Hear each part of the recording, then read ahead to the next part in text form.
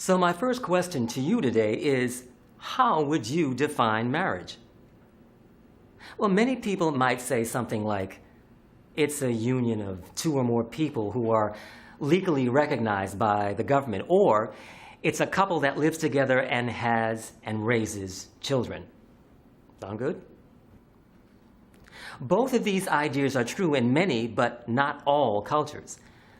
Actually, most anthropologists, including myself, agree that there is no single definition that adequately describes all of the types of marriages found throughout the world.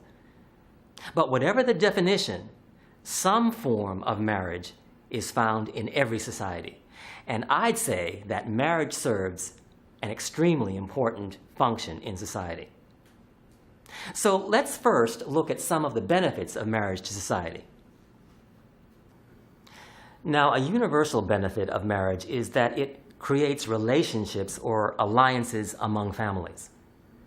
Now, some anthropologists believe that this is the main reason why marriage developed in human society.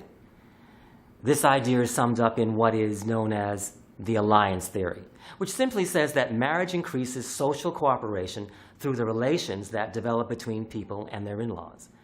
And this kind of human network is in turn good for society as a whole. A second benefit of marriage concerns children. Compared with animals, humans take an extremely long time to mature, from infancy until adulthood when they become independent. Because of this, children need parents to care for them for the first few years of their lives.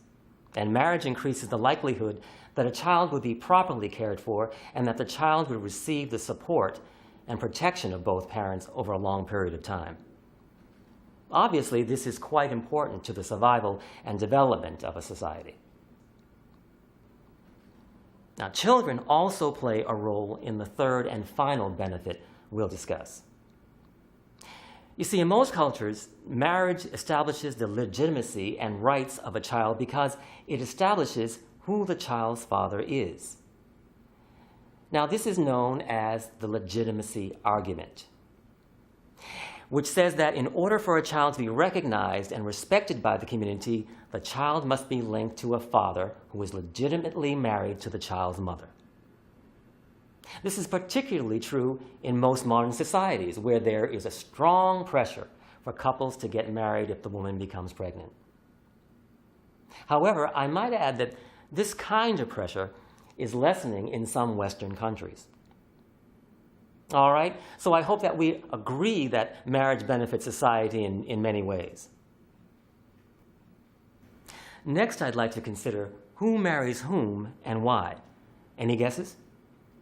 Well, statistics clearly show that most people marry someone similar to themselves in terms of race, level of education, social class, and interests. This social phenomenon is called homogamy. For instance, more than 90% of Americans marry someone from their own racial group, and about 75% marry someone from their same social class. Now, why is the phenomenon of homogamy so prevalent? Well, there's a very logical reason.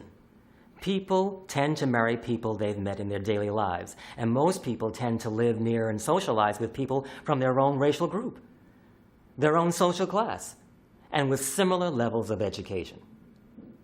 I suspect that the many married couples you know confirms that homogamy is the norm. However, recent research suggests that this trend in marriage is changing and that marriages will look different in the future. To talk about the future of marriage, I'd like to focus on some figures from the U.S., although these ideas certainly apply to countries throughout the world. The strongest major trend that we'll see in marriages of the future is a gradual decline in racial homogamy. In 1980, 1.3% of marriages in the U.S. were interracial. By 2002, the number had risen to 3%, and by 2005, the number of interracial marriages had risen to 7.5%. So as you can see, this trend is accelerating rapidly, and we have many reasons to believe that the number of interracial marriages in the U.S. will continue to increase for some time to come. One reason is a rise in racial tolerance. A recent poll showed that 86% of blacks, 79% of Hispanics, and 66% of whites would accept their children or their grandchildren marrying someone of a different race. Another reason anthropologists believe interracial marriages will become more common is related to anticipated increases in the Hispanic and Asian populations in the U.S. These two groups account for many of the interracial marriages that we now see. So as these populations grow, we can assume so will interracial marriages. Now, I hope you'll agree that this trend is a very welcome one. Remember that one universal characteristic of marriage is that it creates alliances. And what better way to bring down racial and nationalistic barriers than through interracial and international marriages?